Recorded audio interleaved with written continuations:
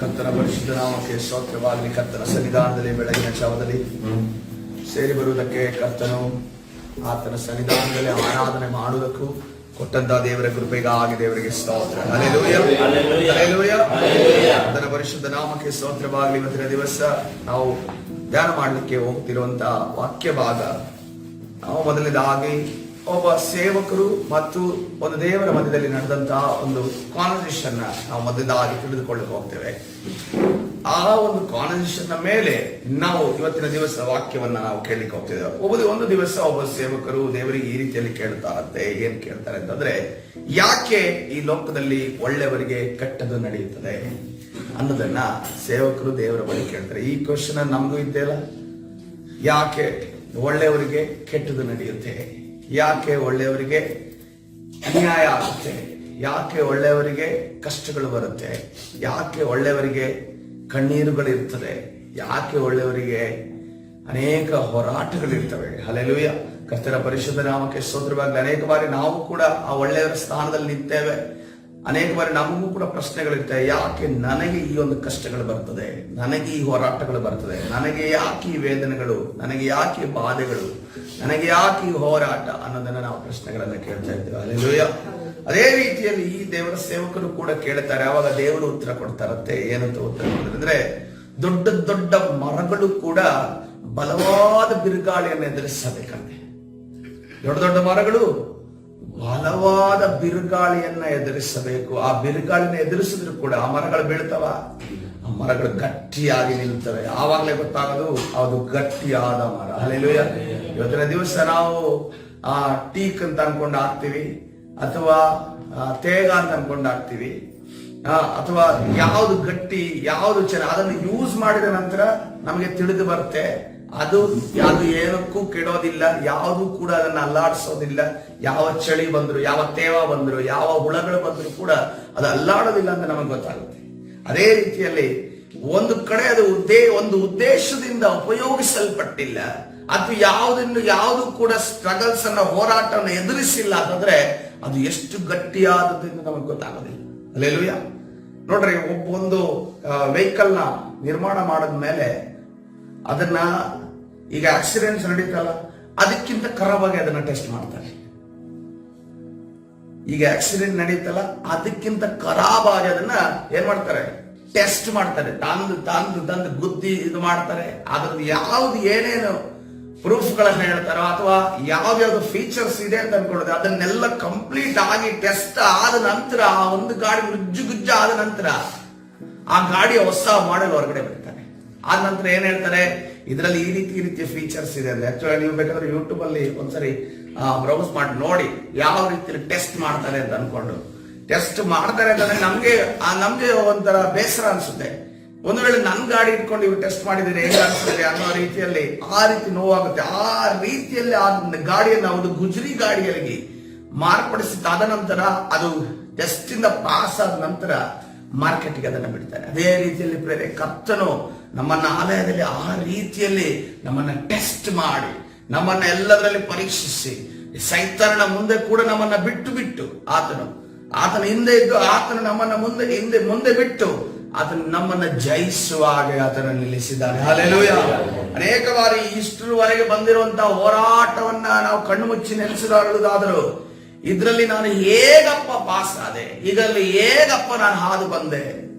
Shadrach Meshach Abhijnana ಅವರನ್ನ ಬೆಂಕಿಯಲ್ಲಿ ಹೋಗೋದಕ್ಕಿಂತ ಮುಂಚೆ ಇಂಟರ್ವ್ಯೂ ತಗೊಂಡ್ರೆ ಅವ್ರೇನಂತಾರೆ, ಬೆಂಕಿ ಬಿಸಿ ಇರುತ್ತೆ, ಸುಟ್ಟೋಗುತ್ತೆ, ನಾವು ಸಾಯ್ತೀವಿ ಅನ್ನೋ ರೀತಿಯಲ್ಲಿ ಹೇಳೋದು. ಆದ್ರೆ ಬೆಂಕಿಯಿಂದ ಹೊರಗಡೆ ಬಂದ ನಂತರ ಒಂದು ಇಂಟರ್ವ್ಯೂ ಮಾಡೋದಾದ್ರೆ ಅವ್ರನ್ನ ಕೂರಿಸಿ, ನನ್ನ ದೇವರು ನನ್ನನ್ನು ಕಾಪಾಡಿದ, ಒಂದು ಹೊಗೆ ಕೂಡ ಒಂದು ಬೆಂಕಿಯ ಕಿಡಿ ಕೂಡ ನಮ್ಮನ್ನು ಮುಟ್ಟದ ಹಾಗೆ ಕರ್ತನು ಕಾದಿದ್ದಾನೆ.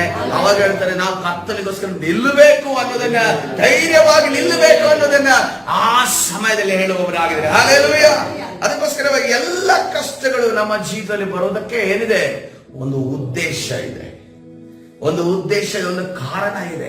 ಆ ಒಂದು ಉದ್ದೇಶದಿಂದಲೇ ಕರ್ತನು ನಮ್ಮ ಜೀವಿತದಲ್ಲಿ ಬರಗೊಳ್ತಾನೆ. ಅದಕ್ಕೆ ರೋಮಾಪುರ ಬರೆದ ಪತ್ರಿಕೆ 5ನೇ ಅಧ್ಯಾಯ 3ರಿಂದ 5 ವಚನಗಳು ಈ ರೀತಿಯಲ್ಲಿ ಹೇಳ್ತಾ ಇದೆ. ರೋಮಾಪುರ ಬರೆದ ಪತ್ರಿಕೆ 5ನೇ ಅಧ್ಯಾಯ 3ರಿಂದ 5. ಯಾಕೆಂದರೆ ಉಪದ್ರವದಿಂದ ತಾಳ್ಮೆ ಹುಟ್ಟುತ್ತದೆ. ಹೌದಾ? ತಾಳ್ಮೆ ಹುಟ್ಟುತ್ತದ?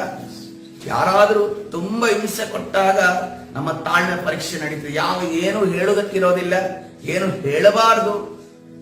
ಅದು ಪಾಪದವನು ಏನಾದ್ರು ಅಂದ್ರೆ ನಾವು ಪಟ್ಟಂತ ಅಂದ್ಬಿಡ್ತೀವಿ. ಯಾವ್ದೋ ದೊಡ್ಡ ಅಧಿಕಾರಿ ಅಂದ್ಬಿಟ್ರೆ ಏನು ಇಲ್ಲ, ಸುಮ್ಮನಾಗ್ಬಿಡ್ತೀವಿ. ಯಾರ ಪಾಪದವನಂದ್ರೆ ಪಟ್ಟಂತ ರಿಯಾಕ್ಷನ್ ಬರುತ್ತೆ. ಯಾಕಂದ್ರೆ ಅವನಿಗೆ ನನ್ನ ವಿರುದ್ಧವಾಗಿ ಅವನಿಗೆ ರಿಯಾಕ್ಟ್ ಮಾಡೋದಕ್ಕೆ ಅವನಿಗೆ ಆಗೋದಿಲ್ಲ, ಅವನಿಗೆ ಶಕ್ತಿ ಇಲ್ಲ. ಆದ್ರೆ ಯಾರೋ ಒಬ್ಬ ದೊಡ್ಡವನಾಗಿರೋದು, ಈಗ ನೋಡ್ರಿ, ಈಗ ವಿಶ್ವಾಸಿಗಳು ಸೇವಕರ ವಿಚಾರವಾಗಿ ಕೆಲವರು ಆಕ್ರಮಣ ಮಾಡ್ತಾರೆ. ಯಾಕಂದ್ರೆ ಇವ್ರಿಗೆ ಗೊತ್ತಿದೆ ನಾವು ಯಾವ್ದು ತಿರುಗಿ ಆಕ್ರಮಣ ಮಾಡೋದಿಲ್ಲ. ಅದೇ ಒಬ್ಬ ಯಾರಾದ್ರೂ ರಾಜಕೀಯ ವ್ಯಕ್ತಿನೋ ರೌಡಿಸಮಲ್ಲಿರೋ ವ್ಯಕ್ತಿನೋ ಅವ್ರ ಮುಂದೆ ಹರಡೋದಿಲ್ಲ. ಯಾಕೆಂದ್ರೆ ಅವ್ನು ತಿರುಗಿ ಹೊಡಿತಾರೆ ಅಂತ ಗೊತ್ತು. ತಿರುಗಿ ಹೊಡೆದ್ರೆ ಅವ್ನು ತಡ್ಕೊಳ್ಳೋದು ಯಾರು ಅಂತ. ಅದಕ್ಕೆ ತಾಳ್ಮೆ, ಉಪದ್ರವದಿಂದ ತಾಳ್ಮೆ ಉಂಟಾಗ್ತದೆ. ಅಲ್ಲೆಲ್ಲೂಯ್ಯ. ಆ ತಾಳ್ಮೆಯಿಂದ ಅನುಭವ ಸಿದ್ಧಿ ಉಂಟಾಗ್ತದೆ. ಆವಾಗ ಒಂದು ಎಕ್ಸ್ಪೀರಿಯನ್ಸ್ ಅಂದ್ರೆ ಏನು, ಎಲ್ಲಿ ಗುಂಡಿ ಇದೆ, ಎಲ್ಲಿ ಹಳ್ಳ ಇದೆ ಅಂತ ತಿಳ್ಕೊಂಡವನೇ ಅವನೇ ಎಕ್ಸ್ಪೀರಿಯನ್ಸ್. ನಾವು ಎಕ್ಸ್ಪೀರಿಯನ್ಸ್ ಅಂದವು ಅವ್ರು ಅನುಭವಸ್ಥರು ಅಂತ ಅನ್ಕೊಂಡೆ. ಅನುಭವಸ್ಥರು ಅಂದ್ರೆ ಏನು, ಎಲ್ಲಿ ಮಾರ್ಗದಲ್ಲಿ ಗುಂಡಿ ಇದೆ, ಎಲ್ಲಿ ಮಾರ್ಗದಲ್ಲಿ ಹಳ್ಳ ಇದೆ ಅನ್ನೋದನ್ನ ತಿಳಿದವನೇ ಅವನೇ ಎಕ್ಸ್ಪೀರಿಯನ್ಸ್ ಆಗಿ. ಅವನಿಗೆ ಎಲ್ಲಿ ಯಾವ ರೀತಿಯಲ್ಲಿ ಡ್ರೈವ್ ಮಾಡಬೇಕು, ಎಲ್ಲಿ ಯಾವ ರೀತಿಯಲ್ಲಿ ಕಾಲಿಡಬೇಕು ಅಂತ ಗೊತ್ತಿರುತ್ತೆ. ಸೊ ಆ ರೀತಿಯಲ್ಲಿ ಕರ್ತನು ನಮ್ಮನ್ನು ಅನುಭವ ಸಿದ್ಧಿಗೆ ತರುತ್ತಾನೆ. ಆ ಅನುಭವದಿಂದ ಏನು ಹುಟ್ಟುತ್ತದೆ, ನಿರೀಕ್ಷಣೆ ಹುಟ್ಟುತ್ತದೆ. ಹಲ್ಲೆಲೂಯಾ. ನಾವು ಏನು ಮಾತಾಡ್ತೀವಿ, ಇನ್ನೊಬ್ಬರಿಗೆ ದೇವರು ಬಿಡುಗಡೆ ಕೊಡ್ತಾರ್ರಿ ಅಂತ ಅನ್ಕೊಂಡು ಹೇಳ್ತೀವಿ. ಅದು ಏನಾಗಿದೆ, ಅದು ನಿರೀಕ್ಷೆ ಆಗಿದೆ.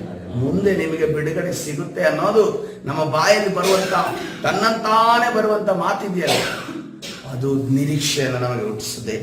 ಈ ನಿರೀಕ್ಷೆಯು ನಮ್ಮ ಆಶೆಯನ್ನ ಭಂಗಪಡಿಸೋದಿಲ್ಲ. ನಮಗೆ ಕೊಟ್ಟಿರುವ ಪವಿತ್ರಾತ್ಮನ ಮೂಲಕವಾಗಿ ದೇವರ ಪ್ರೀತಿ ರಸವು ನಮ್ಮ ಹೃದಯಗಳಲ್ಲಿ ಧಾರಾಳವಾಗಿ ಸುರಿದಿದೆ. ಅಲ್ಲ, ಹಲ್ಲೆಲೂಯಾ. ಧಾರಾಳವಾಗಿ ನಮಗೆ ಅದು ಸುರಿದಿದೆ. ಅದು ಯಾವ ಸವಾಲನ್ನು ಕೂಡ ನಮಗೆ ಎದುರಿಸುವುದಕ್ಕೆ ಆ ಪ್ರೀತಿ ನಮ್ಮನ್ನು ನಡೆಸುವಂತದ್ದಾಗಿದೆ. ಎಂಥ ಕಷ್ಟಗಳು ಬಂದರು, ಎಂಥ ವೇದನೆಗಳು ಬಂದರು, ಎಂಥ ಭಯ ಬಂದರು, ನಮಗೆ ಅದನ್ನು ಎದುರಿಸುವಂತ ಬಲ ಯಾವುದು ಕೊಟ್ಟಿದೆ ಗೊತ್ತಾ? ದೇವರ ಪ್ರೀತಿ ನಮ್ಮನ್ನು ನಡೆಸಿದೆ. ಹಲ್ಲೆಲೂಯಾ. ಆ ಪ್ರೀತಿಯ ರಸ ನಮ್ಮ ಹೃದಯದಲ್ಲಿ ತುಂಬಿಕೊಂಡಿರೋದ್ರಿಂದ ಏನೇ ಗಾಳಿ ಬಂದರು, ಏನೇ ಬಿರುಗಾಳಿ ಬಂದರು, ಯಾವ ಅಲೆಗಳು ಬಂದರೂ ಕೂಡ ಕರ್ತನು ನಮ್ಮ ಜೊತೆ ಇದ್ದಾನೆ ಎನ್ನುವುದನ್ನ. ಈಗ ನೋಡ್ರಿ, ಒಂದು ಸಾರಿ ಅವರು ಆ ದೋಣಿಯಲ್ಲಿ ಅವರು ಆ ಒಂದು ಹಾದು ಹೋಗುವ ಸಂದರ್ಭದಲ್ಲಿ ಬಿರುಗಾಳಿ ಇತ್ತು, ಸೆರೆ ಬಂತು. ಒಂದು ವೇಳೆ ಎರಡನೇ ಬಾರಿ ಹೋಗುವಾಗಲೂ ಕೂಡ ಸೆರೆ ಬಂದಿದ್ರೆ ಪೇತ್ರ ಯೋಹನ್ರೆಲ್ಲ ಟೆನ್ಷನ್ ಮಾಡ್ತಾ ಇದ್ರ. ಯಾಕೆ ಹೇಳಿ, ಯೇಸು ಸ್ವಾಮಿ ಇದಾರಲ್ಲ ನಿಲ್ಲಿಸಕ್ಕೆ, ನಾವ್ ಯಾಕೆ ಭಯ ಪಡಬೇಕು? ಅವರು ಕೂಡ 12 ಜನ ಪ್ಲಸ್ 1 ಯೇಸು ಸ್ವಾಮಿ 13 ಜನ ಮಲಗಿದವರು, ಗೊರಕೆ ಹೊಡ್ಕೊಂಡು ಮಲಗಿದ್ದಾರೆ. ಯಾಕೆ ಅಂತಂದ್ರೆ ಕರ್ತನು ನಮ್ಮನ್ನ ಬಿಡುಗಡೆ ಮಾಡ್ತಾನೆ. ಹಲ್ಲೆಲೂಯಾ. ಇವತ್ತಿನ ದಿವಸ ನಾವು ಕೂಡ ರಾತ್ರಿಯಲ್ಲಿ ಗೊರಕೆ ಹೊಡ್ಕೊಂಡು ಮಲಗ್ತೀವಿ ಅಂತಂದ್ರೆ ನಮ್ಮ ಕರ್ತನ ಕಾಯೋದ್ರಿಂದ, ಹಲ್ಲೆಲೂಯಾ, ನಮ್ಮ ಕರ್ತನ ನಡೆಸೋದ್ರಿಂದ, ನಮ್ಮ ಕರ್ತನ ಬೆಳಿಗ್ಗೆ ರಾತ್ರಿ ಮಲಗಿ ನಾನು ಬೆಳಿಗ್ಗೆ ಹೇಳ್ತೀನಿ ಅನ್ನೋ ನಂಬಿಕೆ ನಮ್ಮಲ್ಲಿದೆ ಅಂತಂದ್ರೆ ಅದು ಕರ್ತನ ಕೃಪೆಯಾಗಿದೆ. ಹಲ್ಲೆಲೂಯಾ. ಅದಕ್ಕೆ ಯಾಕೋಬನ ಹೇಳ್ತಾ ಇದ್ದಾನೆ 1-12 ವಚನದಲ್ಲಿ, ಯೇಸು ಕ್ರಿಸ್ತನ ಸಹೋದರನಾದ ಯಾಕೋಬನ ಹೇಳ್ತಾ ಇದ್ದಾನೆ 1-2 ವಚನದಲ್ಲಿ, ಕಷ್ಟವನ್ನು ಸಹಿಸಿಕೊಳ್ಳುವವನು ಯಾರಂತೆ, ಅವನು ಧನ್ಯನಂತೆ. ಹಲ್ಲೆಲೂಯಾ. ಕೆಲವರು ಹೇಳ್ತಾರೆ ಆಶೀರ್ವಾದ ಮನೆ ಇದ್ರೆ ಅವನು ಧನ್ಯನಂತ ಹೇಳ್ತಾರೆ, ಒಳ್ಳೆ ಮಕ್ಕಳಿದ್ರೆ ಧನ್ಯನಂತ ಹೇಳ್ತಾರೆ, ಒಳ್ಳೆ ಗಂಡ ಇದ್ರೆ ಧನ್ಯನು, ಒಳ್ಳೆ ಹೆಂಡತಿ ಇದ್ರೆ ಧನ್ಯನು, ಒಳ್ಳೆ ಆಸ್ತಿ ಇದ್ರೆ ಧನ್ಯನು ಅಂತ ಹೇಳ್ತಾರೆ, ಒಳ್ಳೆ ಕಾರ್ ಇದ್ರೆ ಧನ್ಯನು. ಆದ್ರೆ ಇಲ್ಲೇನು ಹೇಳ್ತದೆ, ಕಷ್ಟವನ್ನ ಯಾರು ಸಹಿಸಿಕೊಳ್ಳುತ್ತಾನೋ ಅವನೇ ಧನ್ಯನು. ಹಲ್ಲೆಲೂಯಾ. ಹಲ್ಲೆಲೂಯಾ. ನಿಜವಾದ ಸುವಾರ್ತೆ ಇದೆಯಲ್ಲ, ಇಲ್ಲಿ ಅಡಕವಾಗಿದೆ. ಹಲ್ಲೆಲೂಯಾ. ಕಷ್ಟವನ್ನ ಸಹಿಸಿಕೊಂಡು ಜಯವೀರನಾಗಿ ಯಾರು ನಿಲ್ತಾನೋ ಅವನೇ ಧನ್ಯನು. ಅದೇ ನಿಜವಾದ ಸುವಾರ್ತೆ ಆಗಿದೆ. ಹಲ್ಲೆಲೂಯಾ.